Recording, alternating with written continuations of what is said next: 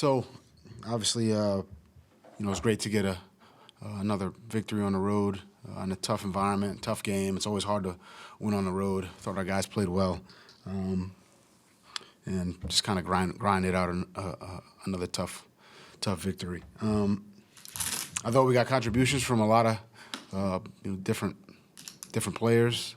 Just starting up front, I thought between Bull, HP, and Tillery, they did a great job in the run game, kind of setting the tone, setting a play style, a physicality. I tell those guys all the time, it starts with those three up front, along with the edge guys, who I also thought played well from a physicality standpoint, setting edges, playing the cutback, tackling, just being physical, across the board. And obviously they had some splash plays as well between Ginkle and Pat Jones and Grenard. So I thought that group played well. In the second level, I thought Cash and IP played well also. And then, back end, I thought those guys played well also. And obviously, Harrison finished the game off with INT. But overall, good game. Certainly some corrections to make, which we've talked about as a staff, and we'll make those corrections with the players when they're in. But also a major challenge this week on the road in the division against a very talented team in Chicago. So we're watching them now. They've got a lot of really good players, starting with the quarterback, but receivers and backs and tight ends, they do a good job, really across the board. So it'll be a major challenge for us. Ryan, on Pat Jones, 7 sacks, almost double his previous season high. He seemed to show up in the run game as well. Have you noticed anything different in his approach this year? I think his approach since I've been here has been one that's, all about work ethic and all about, trying to improve in really, different facets of his game, whether it's in the run game, whether it's pass rush, whether it's just football IQ and understanding protections and just, run fits and, just different runs that, offenses can give us. I think he's done a really nice job playing a lot of different kind of roles for us. He played some defensive tackle, obviously, in some of our dime packages. He's played on the edge. So he's a piece we can move around. He's really done a nice job across the board, and we're all happy for his success because we know he really works hard at it. It's important to him. He's a great teammate. I probably should have led with that. Just really happy for him, really excited for him. Hey, Brian, what did you see from how the Bears shifted under Thomas Brown calling plays here? I thought they did a nice job the other day. I thought they ran the ball well. I thought they did a good job on third down. We watched it as a staff and tried to see some of the differences there. It's not all totally different. There's some carryover from what they'd done, the previous 9 weeks or 9 games. But certainly some differences formationally, and just it's a different play caller. So, the runs, the passes, there's no way to get tendencies right now off of one game. But I thought he did a nice job. They moved it. They picked up third downs. They controlled the clock. They ran the ball. I imagine they'll try to stay with kind of that formula, but they've got enough, skill. They've got enough skill players and enough, different types of players to really play any style. So, we'll see what we get. Every week we have to just go in, play good technique, good fundamentals, good communication, get a feel for what the game, feels like or looks like, and then, either our plan is what we thought or we have to make adjustments. So, but yeah, they did a lot of nice things last week. Right, when you say watch as a staff, is that all together or just you guys individually and then coming together after? Yeah, we watched it as a staff, and normally it's some combination. Every week's a little bit different. Sometimes I'll say, hey, let's all watch this together, or let's watch it individually, and talk about the run game, talk about the play action game, talk about third down.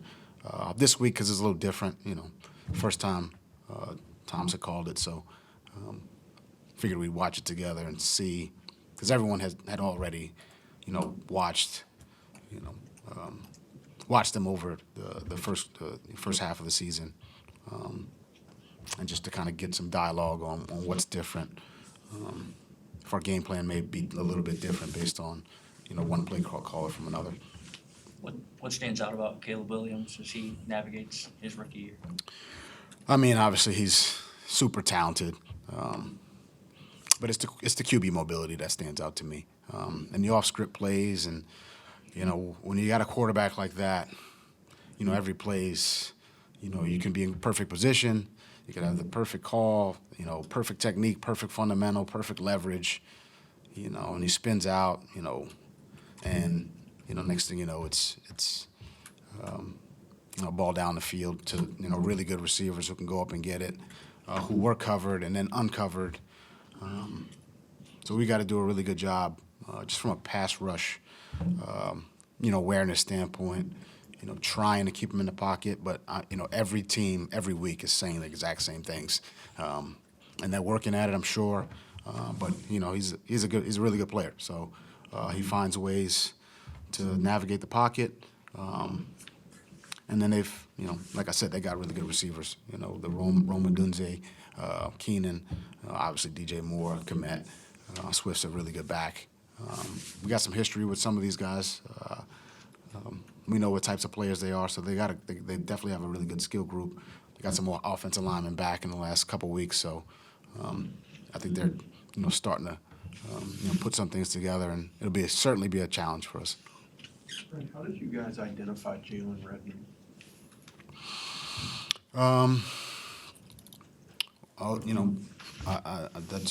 I would say that's kudos to our scouting department. He played in the XFL. Had played in Carolina the previous season, was injured. So there's, he played at Oklahoma. So there's some, film from college, a little bit of film in the pros, but the XFL film, there was some things that jumped out. It was really Ryan Grigson up in the scouting department who's, hey, you need to take a look at this guy. If I'm being honest, you hear XFL, you're like, we got a lot of good players in there, but, at that point in the season when, really the 90s already set, it's kind of like, are we really doing this? And then you put the tape on and you go, wait, maybe we should really do this. And he's been great since he's been here, honestly. He's got quickness, he's got size, he's got, strength. He's a smart player. It's really important to it. He works at it. And I just think that, his journey is just, I try to talk to our guys about it, Red was in the XFL, a few months ago, and now he's sitting here. It's a cool story, and just speaks to, everyone's kind of football journey is a little bit different. But he's very appreciative of the opportunity to be here. And oftentimes, I shouldn't say oftentimes, there are some instances where, some guys, I don't want to say take it for granted, but, he's a guy who certainly does not. Having been out for a little bit and then having to take a different road, I think it's a great example to some of our other players that this is not promised, and you got to always work, and I think you see that from Red really on a day-to-day basis. Well, with Jonathan Grenard, we've seen a lot of the splash plays that he's made against the run, but what are some of the things, I know you talked about, and KO was mentioned as well, like just lots of other things that are going on that maybe the average person reporter wouldn't notice? Yeah, there's the types of things those are. I'd say there's a lot going on with JG. He's hilarious, for starters. Okay. So he and Hottie, sometimes I got to separate those two because they're like, the two little kids in class who, when they sit next to each other, they struggle to pay attention, I would say. Well, that's on the field or in the meeting room. Both great, love them both, obviously, but, this has really been since training camp. You can ask him. We got to separate these two, or when they're together, it's. But we need that on the team also. But JG, from a leadership standpoint, from a obviously from a play style standpoint, I mean, he loves to play football.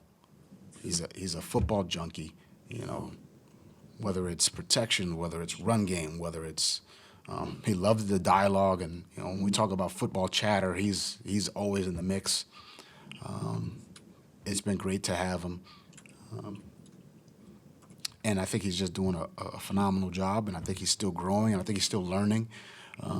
He had been really a 4-3, go get him end, and now he's doing a little bit more true outside backer where he's dropping, he's rushing, he's setting edges, and I think he's starting to get comfortable with that. And but there's just so much dialogue on a daily basis about how do we beat this protection? If they run this run, should I hit it inside? Should I hit it outside?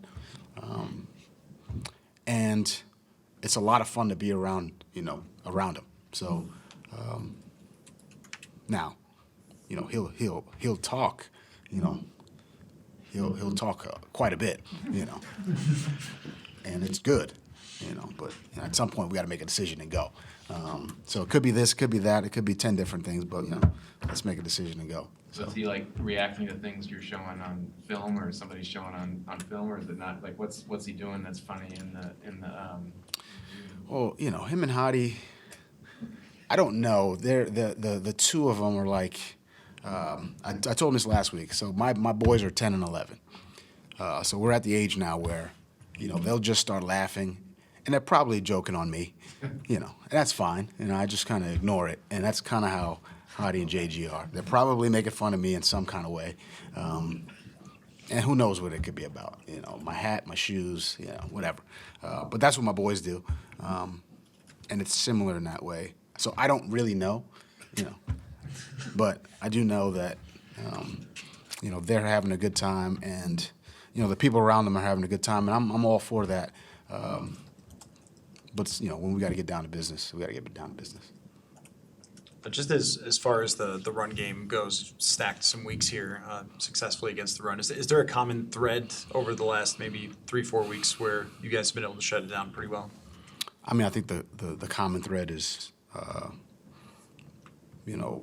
John Bullard, Harrison Phillips, and Jerry Tillery, kind of showing up really on a weekly basis, playing physical, doing everything they can to win the line of scrimmage. Edge setters setting edges, cutback players playing cutback, defeating blocks and tackling, really across the board. It's a team effort. There's no one person who's just blowing up the line of scrimmage. You really can't do that. No one player can do that. So it's a team effort.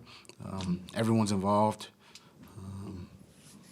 Even going, I'm thinking of a Jacksonville play where they had it blocked, correctly, and it was one-on-one with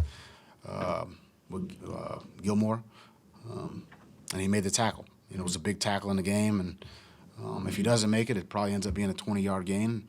He does make it, and it's a 2-yard gain, and we move on to the next down. But it's certainly a team effort. I think our guys understand that. It's an unselfish group. That's why I really enjoy coaching these guys. They know that, and that's really kind of where the run game's gone. And we had another big test this week. The last time we saw Swift, it wasn't great. So he's a good back. He does a good job. He's very patient at the line of scrimmage. He finds space, and he can accelerate. So we'll have our hands full for sure. Do you expect them to use Caleb in kind of a design way to open things up for him, Swift? They're certainly capable of that. I think in a lot of ways, we prepare for,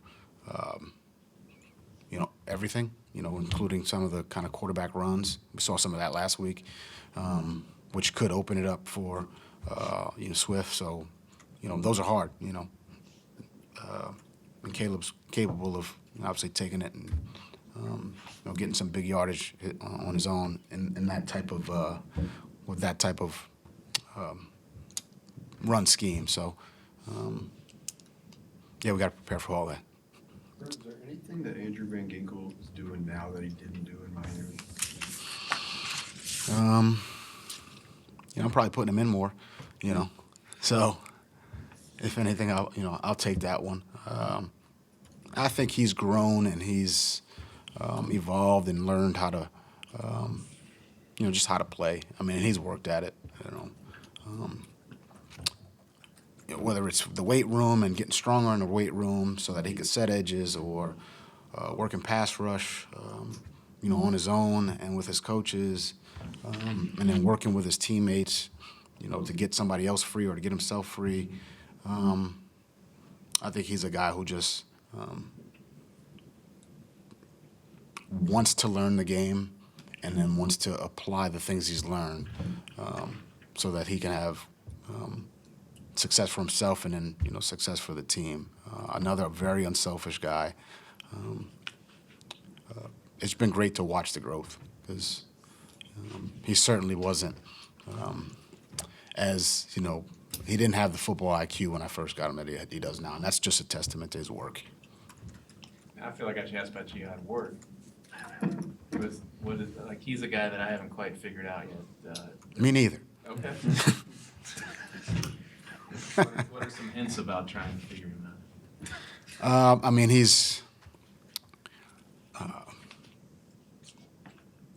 another guy who loves to play. Practice, meetings, walkthrough. He loves to play. He's a great teammate.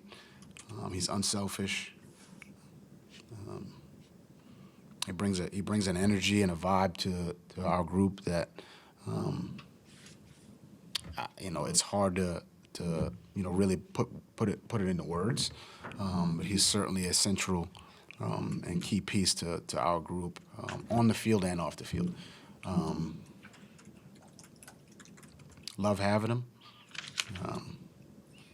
I've got a story to tell my kids every day about. They ask what Hottie did. What did Hottie do today? And there really isn't a day where I don't have something to tell them. So he's certainly their favorite player. Really? When he gets anywhere near close to a sack, they're jumping and screaming, or he makes a play. He's got a celebration dance that my kids have taken, and they use it, in our house, and I'm sure they'll use it at some point, down the road also. So, yeah. Just as far as Andrew Van Ginkel, how do you describe how unique he is? It just feels like there's not very many players in the league who can do everything. I think in terms of outside linebacker, edge rushers, he's dropped back in coverage more than anybody else in the league, but also has 8 sacks. How just rare is that for somebody to do everything? And if you want to throw in some historical comps, I know you like that. How about It's very rare. Clay Matthews. Old Clay Matthews, You're taking it back. the Browns guy. You're taking it back to the Browns. Passer, drop back. Oh, yeah, you're taking it way back. You're taking it back to, to Bill, which I've heard about Clay Matthews, over the years.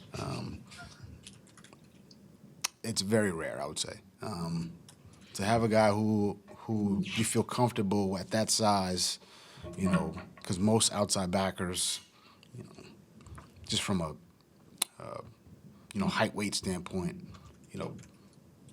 aren't comfortable in space with receivers, and so it's very rare